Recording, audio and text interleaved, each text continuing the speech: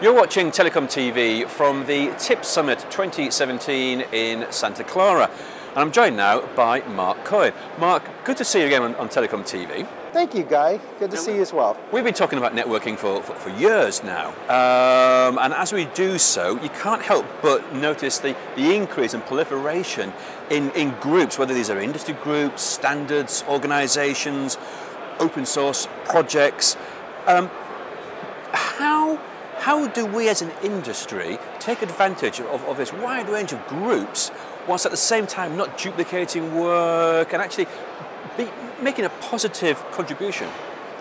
Well, first of all, it's been exciting to watch over the past 5 or 6 years the not necessarily proliferation, but the incredible growth of the open community, open defined as open source projects as well as standardization efforts, and then industry groups as well. And if we go back to the early days, we only had a handful, but when we look at 2016-17 timeframe, we've had an explosion, and now there's 15, 20 groups that are all involved in the open SDN and NFV community.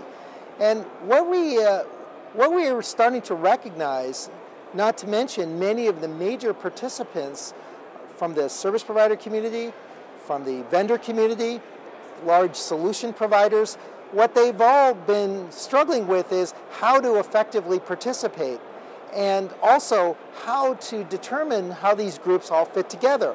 And we haven't really been able to make very much progress until recently because we really haven't even had a forum to have this discussion. So you advocate the need for harmonization across all these bodies, is this right? And this comes out of, it's a natural evolution of the open revolution.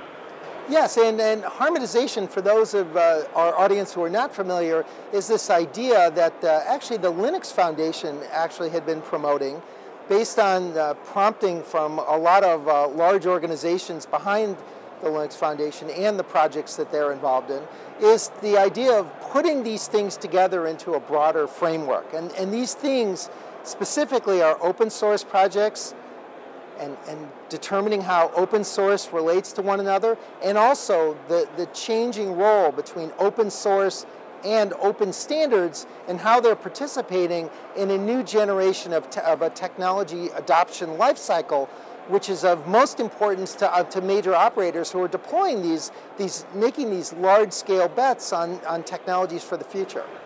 So as we stand today, there isn't a forum, so how much collaboration do you say is going on at the moment? Because obviously we need more, I guess. Yeah, the collaboration to date has been encouraging, but it's been informal. One of the differences between the way that the open community has been working than some of the traditional standardization activities of the past is that it's been much less dependent on formal liaisons and agreements and contracts, and much more so about individual relationships and the responsibilities that are shared among different groups about how these individual activities are going to work together into this new open environment. And what we can expect to see is a greater amount of collaboration, but that's only a part of the problem. We still need to sort of organize this into a framework that makes it a lot easier, especially as an increasing number of operators become directly involved in these activities, as opposed to being somewhat on the sidelines. Which brings me on to the point here that is there a danger that a lot of operators will say, look, there were so many bodies here, we just can't allocate our resources and our human resources appropriately. We need to bring it in-house. So you know what, we'll do it all ourselves. Well, I think operators are struggling with trying to figure out how to plug into the community. I think this is relatively new, especially open source participation. They have very sophisticated and tremendous technology resources with their labs, their research groups, not to mention their product groups. But at the same time, this is a development function in many ways, and this is a new area, at least outside of their IT organizations, in participating directly in network software development.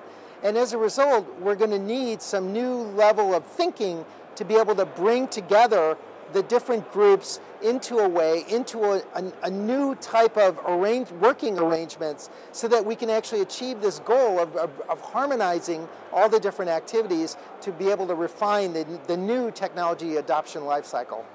So how do you recommend industry would go about such a process? Well, I think first of all, we're going to need some neutral parties to step in and offer to mediate the discussion, or at least offer to host the discussion. We need to have a formal participation, not necessarily a contract, but some type of arrangement where individual groups are going to be committed to working together, to exposing themselves to having their own individual work programs under the at least assessment and discussion by others who may have somewhat overlapping charters, to be able to come together and agree on some common objectives that allows for a win-win arrangement. I mean, it can't be an ideal arrangement where everybody gets a nice little piece that's easily separable. There'll certainly be some overlap, but what we need is the spirit of collaboration that has been one of the hallmarks and one of the refreshing changes about how this collaboration has worked up to date. Only it's been very informal. Marc, fascinating insights as always, and let's hope next time we speak we'll see some movement and some progress towards this. But for now, thank you, Marc, indeed. Thank you, Guy, and good luck with the TIP Summit.